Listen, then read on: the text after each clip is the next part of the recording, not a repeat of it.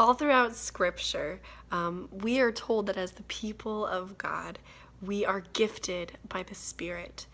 Each one of us has an individual gift, and maybe multiple gifts that the Spirit uses. And together, we are able to be a community that fulfills God's missions and that follows His Spirit and does His work. Now, for those of us in this class, we are also leaders in the church, or aiming to be leaders in the church. And that doesn't mean that we're more important than anybody else or that our gifts are even better than anybody else's. But it does mean that we have a special sense of calling, a special sense of awareness of the gift that God has given us. And in some way, shape, or form, we're probably all here because at some point in our life, God has made it clear that He has called us to a specific task for His purpose, to a specific work on His behalf. And it's likely in some way that we are gifted or talented. And so when I think about the story of Samson, I have never found any connection to him. Always thought that he was kind of a ridiculous character, and I never really understood why God used him so much when he was so defiant from what I could see, and not very intelligent at times with telling Delilah his secret after she's proven that she's going to use it against him. And yet, as I read it through this time, I began to notice that there's this huge similarity between Samson and I, and probably between all of us and Samson. And that is that he had this calling that set him apart from other people, not making him better, but making him different and making him have a specific use for his gift for the Lord. And I began to wonder if there were other implications from this similarity, different things that would impact my life as I served God, because I also have a calling that I'm trying to live out like Samson was. And when I analyzed this, I noticed that all throughout Samson's story, there are evidences of this isolation. You know, to us, he's the most famous judge. And yet, when we look at the story of the judges, he is like an anomaly. This guy probably wasn't even well known in his community, in the fact that, yeah, maybe his name was known, but they didn't really know what was going on in his life. Like, in some ways, we might know more of what went on in his life than the own Israelites did.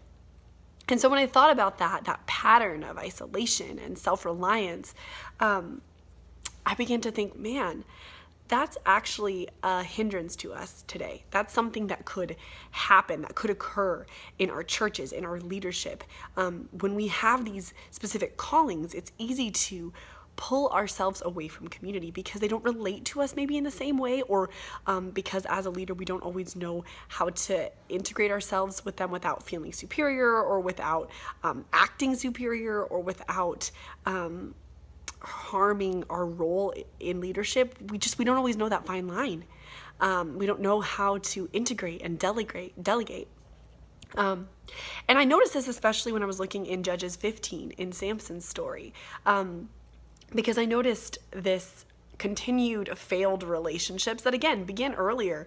But in 15, it just really came out to me that, this so-called companion of his is now married to his wife.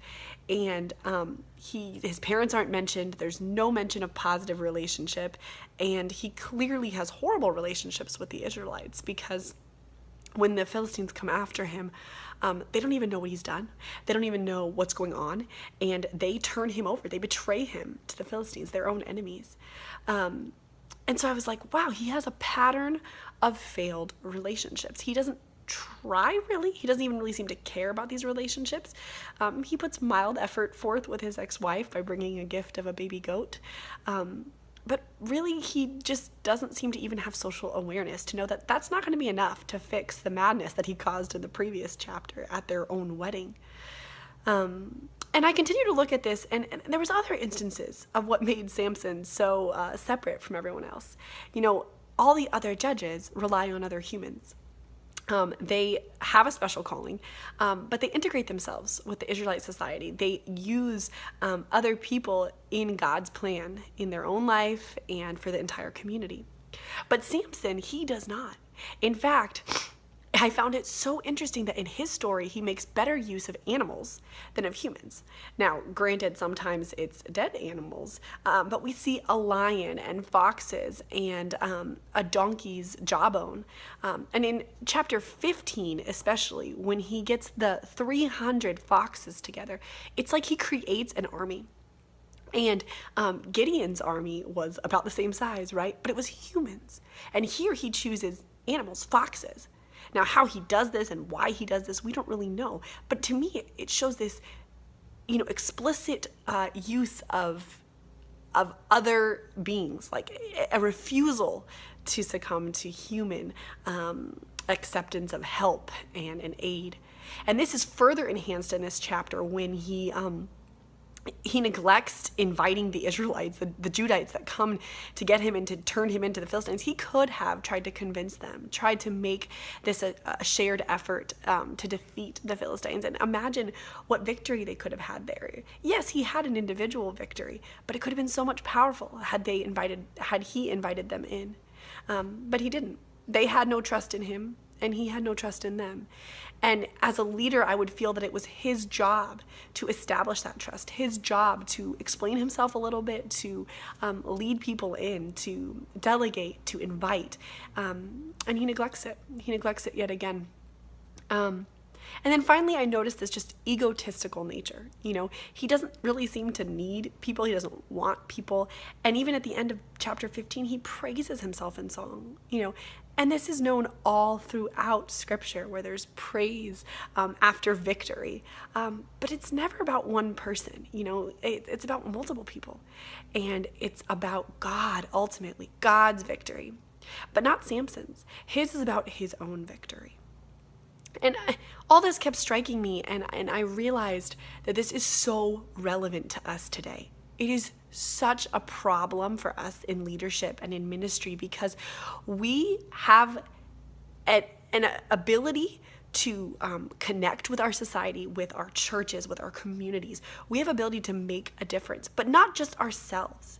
Our gifts were never meant to be used in isolation. We are meant to seek others' gifts, to invite them into the experience and into God's plan.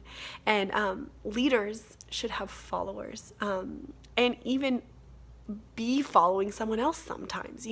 There's levels of leadership, and we need multiple leaders in different areas of our ministry and our work. And whenever we rely solely on ourselves, we become ineffective. We may see success in some ways, like Samson did. We may complete tasks for the Lord. The Spirit may come on us and work despite us. But is that really what our calling is? Is that really what we want to see happen in our lives? Is that the Spirit is working despite us? That He's given us a gift, and so He's going to come in and make use of it. The Spirit is going to touch, regardless of our own selfish and sinful ways. But how much more powerful if the Spirit is working in us because we want the Spirit to, because we're inviting the Spirit to, and because we're inviting others into that experience. And so I thought about how to apply this story and the lessons that it teaches us. I thought, first of all, that we need to be people who engage ourselves in intentional and deep relationships, vulnerable, intimate, personal relationships. As hard as that may be in leadership, we cannot have this pattern of isolating ourselves, of feeling too different to be connected. We must be connected, not only for our community's sake, but for our own sake, that we don't lose sight of our dependence on others and our dependence on God to complete this mission. We are not capable in and of ourselves because it was never meant to be a singular mission. Even Jesus brought in disciples. And I also thought that we need to not just build relationship with people, but we need to invite people into the experience, delegate work. We need to be people that share the effort. And even if we think we could do it better on our own, we need to trust that God is going to work through our community, that we need to partner with our community as we serve them and as we serve the people outside of them. And finally, we need to realize and humble ourselves to understand that it is never, ever us that creates the victory. It is always God's victory that we are blessed and privileged to be invited into by God's grace, by His Spirit working in our lives. And we don't just want to give credit to that when we need help. like Samson does at the end of chapter 15. When we're in need, we say, God, we know it's you. No, we need to give credit to that even when we're in our height of victory, even when we have everything we need. We need to realize that the fact that we have everything we need is because of God and because of the Spirit.